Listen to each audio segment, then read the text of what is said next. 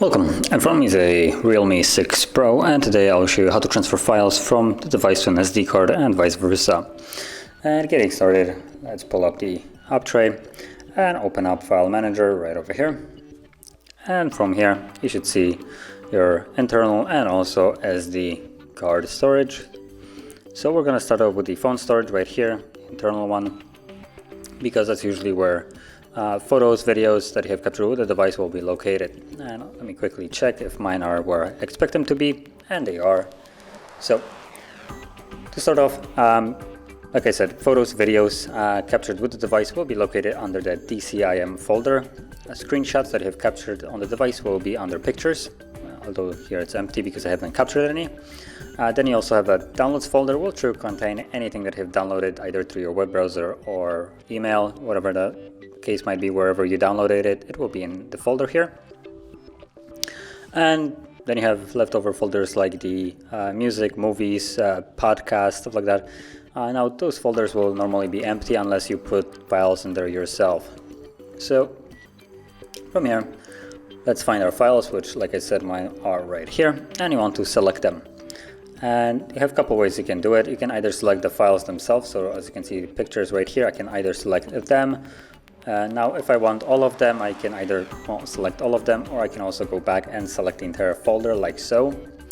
So it is just personal preference. Now whichever way you select your files that you want to move, it's completely up to you. But you select it the same way, all of them. So you do it by simply holding a first file, as you can see, and it gets the check mark on the side. And once it's selected, you can simply add additional by tapping on them, as you can see, or deselecting them. You also have the button to select all if you want to do that. So whichever way you do it, like I said, it's up to you. And once you have it selected, you'll have the option right here, either copy or move. Now depending on which one you choose, it will have a different effect. So if you choose to copy, you will create additional set of the same files and then move them to a new location, while keeping the old ones where they are right now. While move will completely remove your files from where they are right now and move them to a new location.